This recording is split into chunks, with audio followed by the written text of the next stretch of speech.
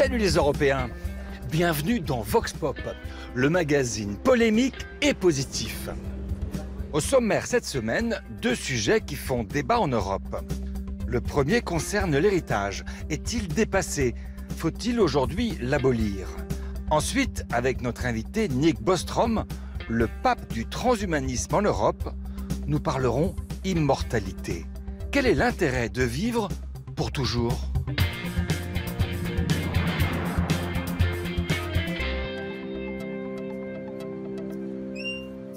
Et pour commencer cette émission, un sujet qui nous concerne tous, toutes les familles.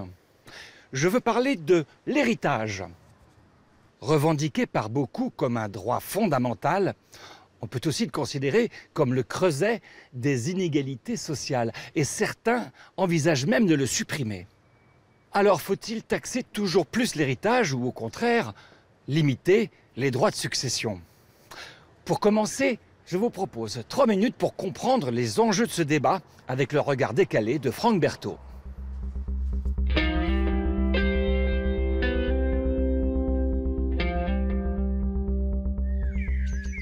Ah, cette maison de campagne, avec ses murs en vieille pierre et les souvenirs de générations entières. Vous en avez déjà rêvé de ce jour où elle serait à vous, lorsque vos ancêtres déménageront pour le caveau familial. Bon, préparez-vous tout de même à partager, et pas qu'avec vos frères et sœurs. Une fois les testaments sortis des tiroirs, l'État réclame aussi sa part, une taxe sur l'héritage. Mais est-elle la même partout? Non. Sur le continent, l'impôt sur les successions divise. En Belgique, on tape fort sur les légataires. Selon les régions, ils voient s'envoler entre 3 et 80% de leur pactole. En 2015, l'État a ainsi grappillé 3 milliards d'euros sur les transferts de patrimoine, soit 0,7% de son PIB. Un record mondial. D'autres contrées refusent au contraire de spolier les héritiers. Au Portugal, en Irlande, en Autriche ou encore en Suède, on ne leur prend pas 1 centime. Là-bas, l'impôt sur les successions a été supprimé en 2004. Impopulaire. Et puis, il y a les pays où on y va mollo. On taxe, mais avec parcimonie. En Allemagne, les enfants et les conjoints perdent entre 7 et 30% sur les magots familiaux. En France, entre 5 et 45%. Mais la fiscalité ne retire pas à l'héritage son plus gros défaut, creuser les inégalités et favoriser l'avènement de sociétés d'héritiers. Un monde figé, où règne la loterie du bon berceau. Si vous naissez mal, vous pouvez toujours courir pour les palper, ces rentes, accumulées entre autres par nos baby-boomers vieillissants, enrichis pendant les 30 glorieuses. Eux s'offusquent. Bah quoi, bande d'envieux, il est à nous ce jackpot. Et il faudrait qu'on en prive nos enfants?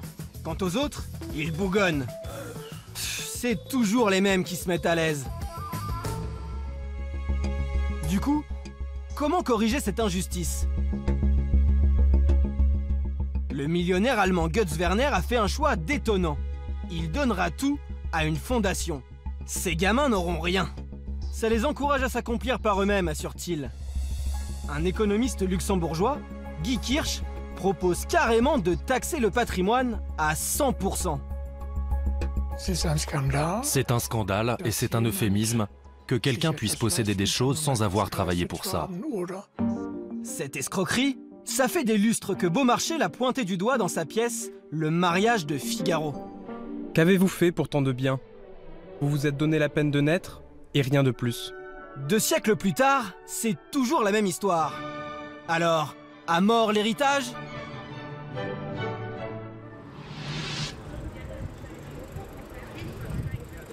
L'Allemagne taxe donc peu l'héritage.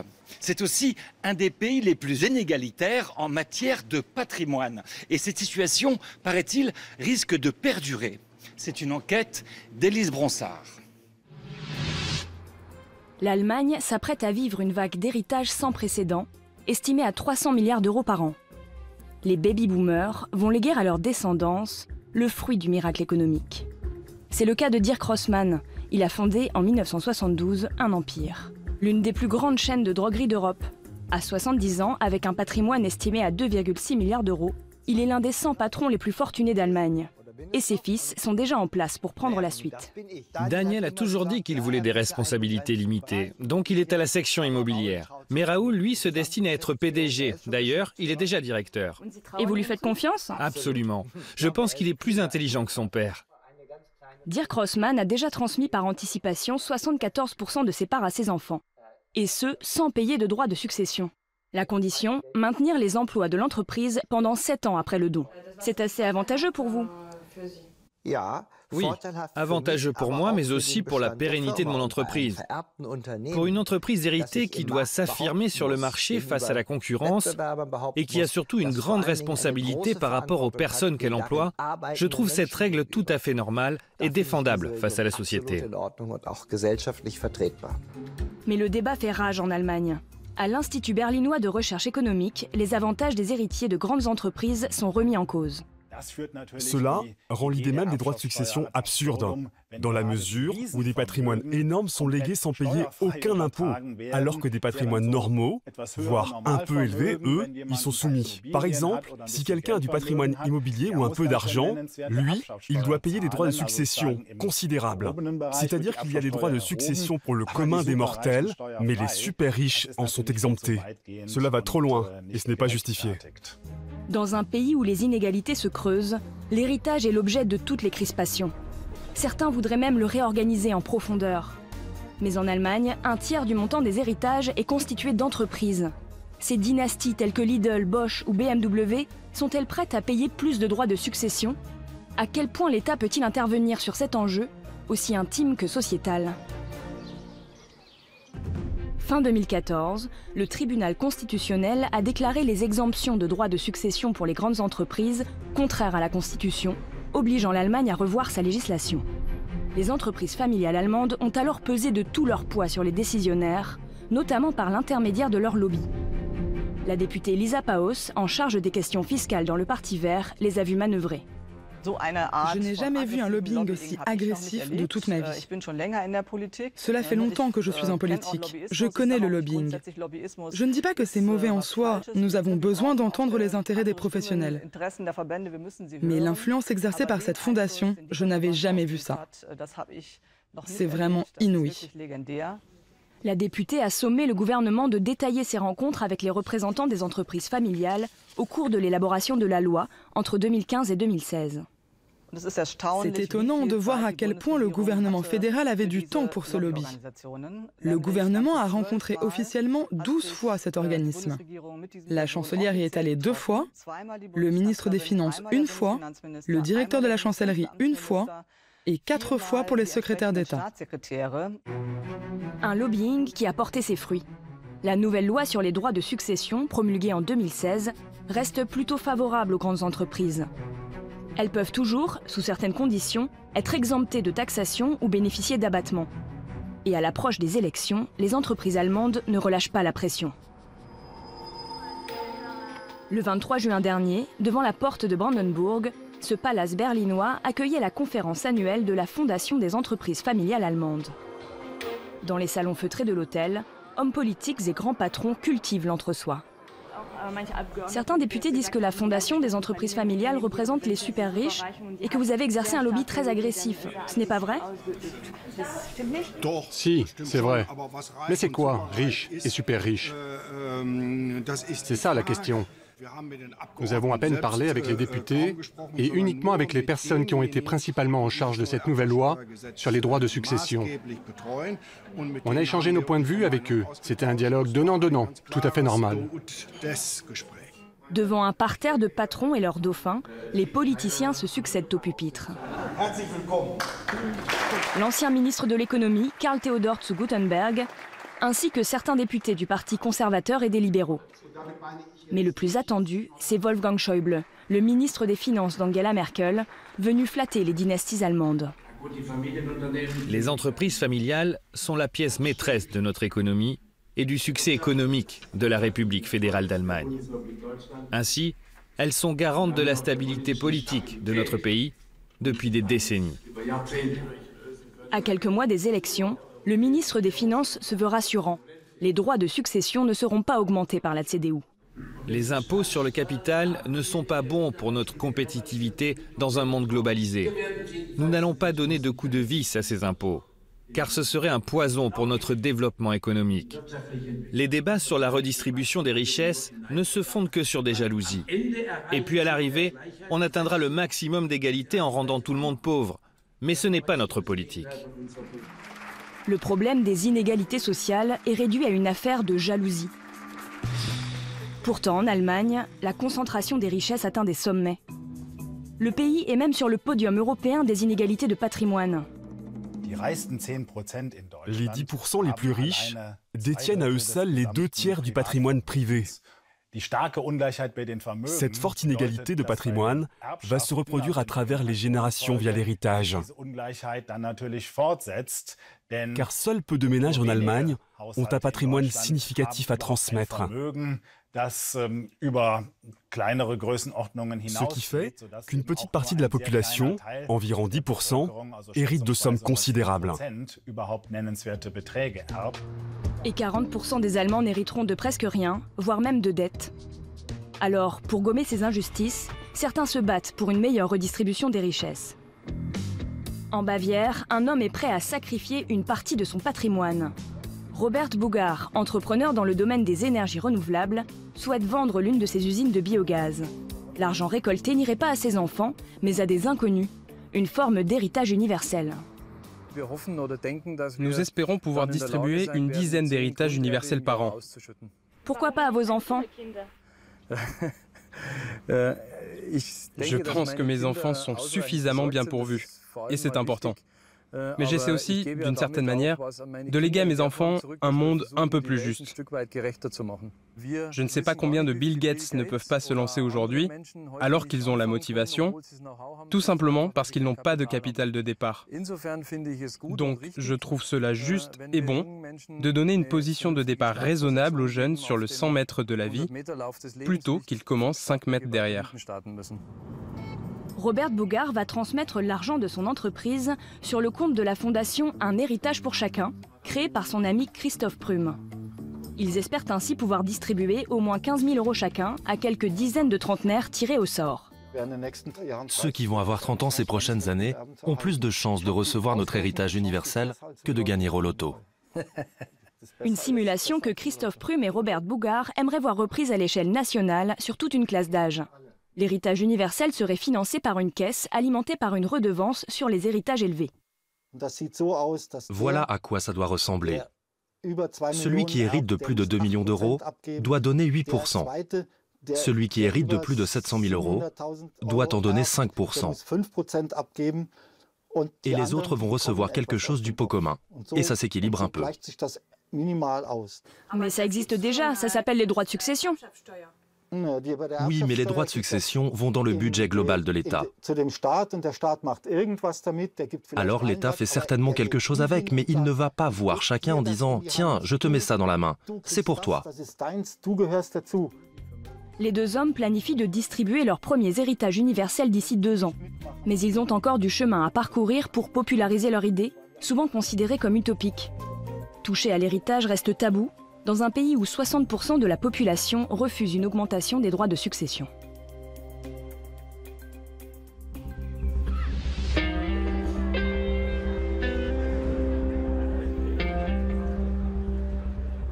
Et place maintenant à notre second débat. Qui n'a jamais rêvé de dépasser sa condition humaine, ses capacités physiques, biologiques ou alors même intellectuelles? Avec les progrès de la science, il paraît que ce n'est plus un mythe. En tout cas, c'est ce que pensent les transhumanistes. Et ce rêve d'homme transformé, amélioré, sera-t-il accessible à tous? Et puis quel intérêt de vivre éternellement? J'ai rendez-vous avec l'un des pères fondateurs du transhumanisme en Europe, Nick Bostrom, un philosophe suédois dont les recherches sont financées par l'université d'Oxford. Nick Bostrom. Hello. Bonjour. Vous êtes un philosophe et un scientifique. Vous avez étudié la physique, les neurosciences et les mathématiques. C'est quoi votre profession ici à Oxford? Je suis professeur, je mène des recherches et je dirige aussi l'Institut pour le futur de l'humanité. Nous sommes un groupe d'environ 20 personnes, des mathématiciens, des informaticiens, des philosophes. Nous essayons de réfléchir aux questions liées à l'humanité du futur. Quelles sont les connexions entre les actions que les gens peuvent mener aujourd'hui et les conséquences à long terme pour une vie intelligente sur Terre? Pouvez-vous me donner une définition du transhumanisme? D'une manière générale, c'est l'idée que nous pouvons utiliser la technologie, non seulement pour changer le monde qui nous entoure, mais aussi pour changer l'organisme humain, pour améliorer les capacités humaines dans différents domaines, prolonger la vie, la santé, améliorer les capacités cognitives, gagner plus de contrôle sur soi-même. Et apparemment, nous allons vivre non pas 100 ans, mais plutôt 200, 300 et même 1000 ans. Nous pouvons l'espérer. Est-ce que c'est possible? Eh bien, certains arbres vivent des milliers d'années. Donc si des arbres peuvent le faire, pourquoi pas une technologie appliquée à la civilisation humaine? Parce que nous allons mourir, parce que nous vieillissons, nous pouvons changer ça. Nous ne pouvons pas le changer maintenant. Mais vous espérez pouvoir changer ça? Il semblerait que nous sommes ce système physiologique complexe que nous apprenons à connaître de plus en plus. Et à mesure que nous avançons et que nous développons des technologies, nous serons capables de le modeler et d'y inclure d'autres choses, comme le retardement de la dégénérescence. Que peut-on imaginer pour le futur? Est-ce qu'on peut imaginer que nous aurons des téléphones dans nos têtes? Ça pourra arriver? Je ne vois pas l'intérêt d'implanter des objets dans le corps. Vous faites référence à une puce dans le cerveau qui nous permettrait de googliser des choses juste en y pensant. Ça arrivera. Mais vous pouvez prendre votre téléphone et juste googliser. Vous n'avez pas besoin de passer par la neurochirurgie à chaque fois qu'une meilleure version sort. Maintenant, sur le très long terme, oui, je pense qu'il y aura beaucoup de possibilités, dont la fusion entre les machines et l'homme, la connexion avec les machines. Je pense juste que la technologie actuelle n'est pas encore assez efficace. Peut-être devrons-nous d'abord créer des machines super intelligentes et seulement à ce moment-là, ces super technologies pourront nous ouvrir aux possibilités de développement du corps humain. On revient tout de suite avec vous, Monsieur Nick Bostrom. On va aller à Londres rencontrer des gens qui sont un peu des apprentis sorciers, qu'on appelle les body hackers, et ils s'implantent eux-mêmes des puces pour développer leurs possibilités. À tout de suite. Sur les bords de la Tamise, nous retrouvons deux body hackers, des pirates du corps humain. Ils ont créé, fin 2016, une société qui propose d'implanter sur le sternum une puce électronique qui indique le nord magnétique. Vous êtes les cyborgs? Oui, nous sommes les cyborgs. Je m'appelle Scott. Alors vous inventez l'homme nouveau, c'est ça? Une nouvelle humanité, exact. Agir là où l'évolution biologique est trop lente. L'un est américain, l'autre roumain. Ils ont en commun de vouloir dépasser nos limites naturelles, mais aussi d'inventer un nouveau business. Voici la puce NorSense. Ça cicatrise encore à ce stade. Je peux voir la vôtre? La mienne cicatrise plutôt bien. Je peux toucher? Allez-y doucement. C'est à l'intérieur de vous, en fait. Oui, c'est une tige en titane que l'on a insérée dans ma poitrine.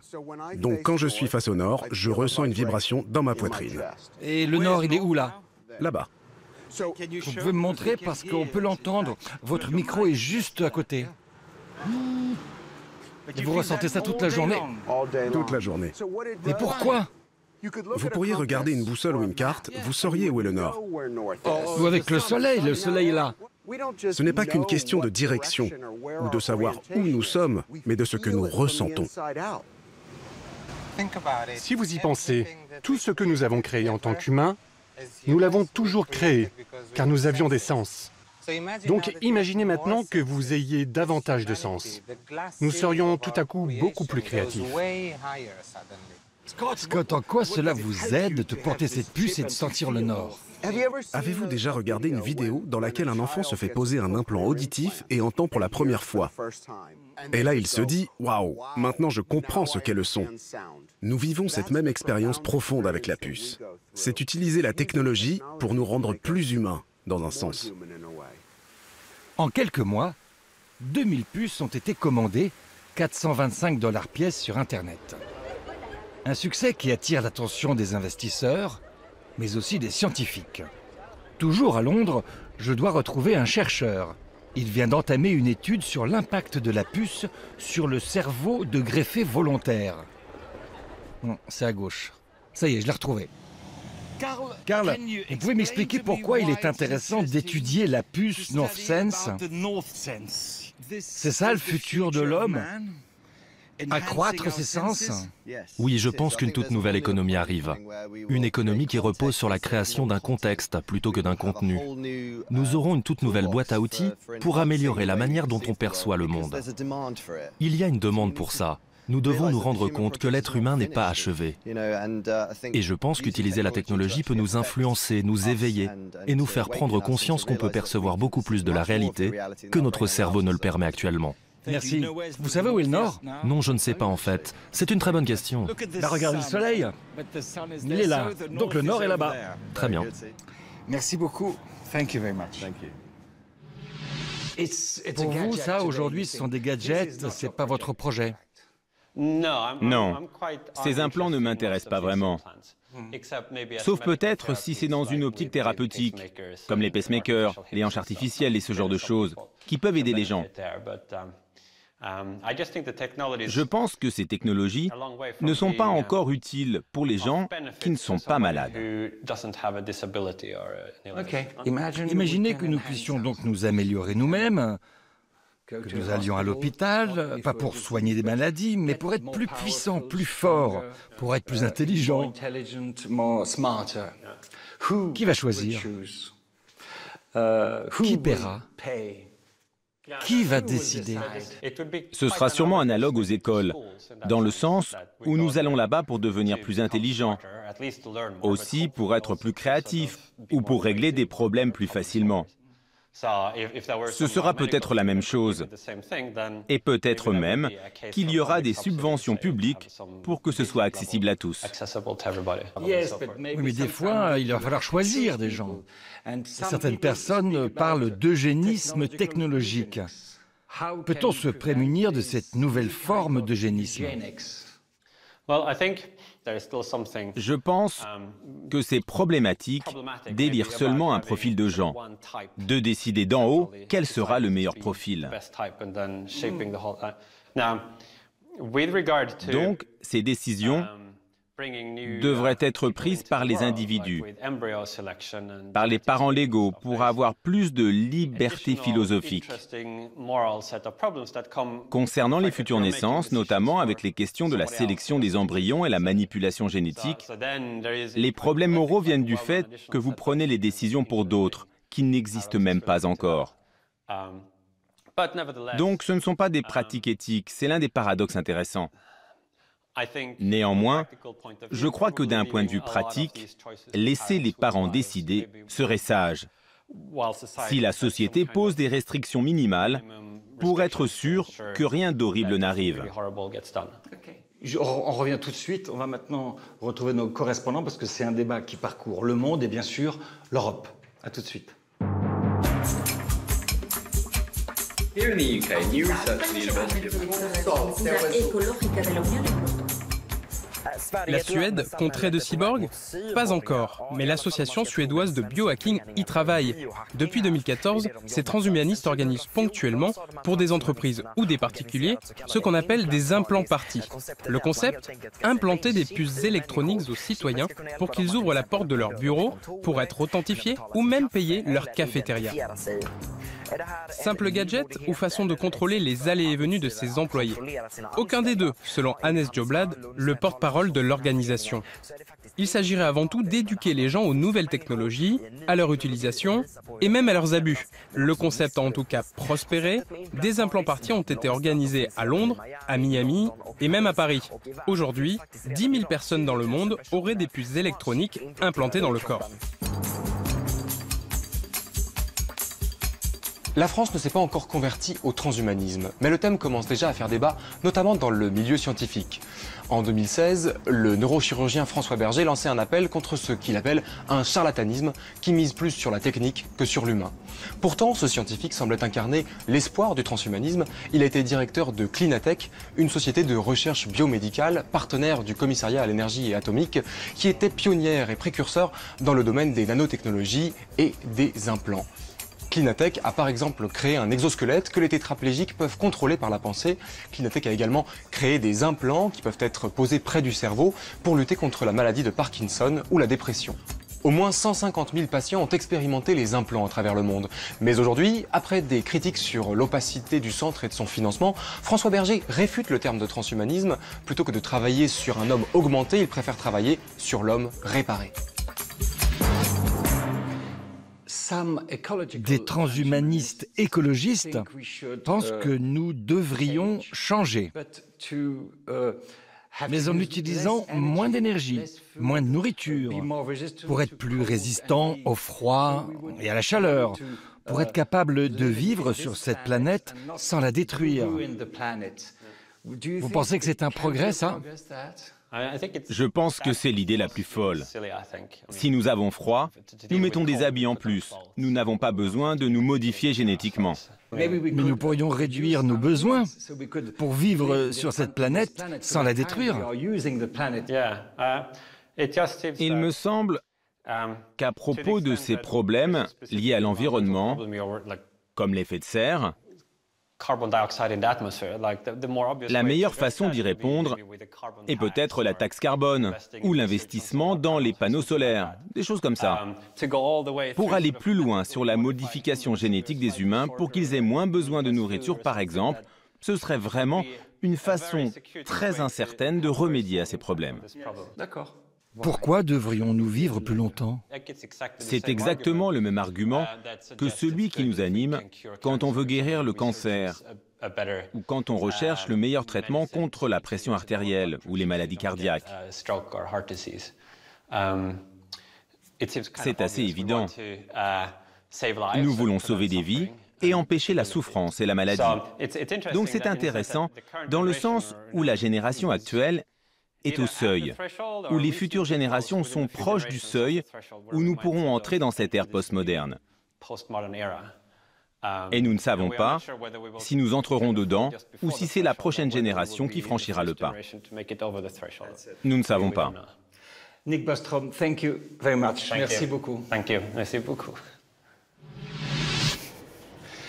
Bon ben, il va falloir faire le tri entre les charlatans et ceux qui pensent réellement le monde de demain. Et encore là, c'est compliqué.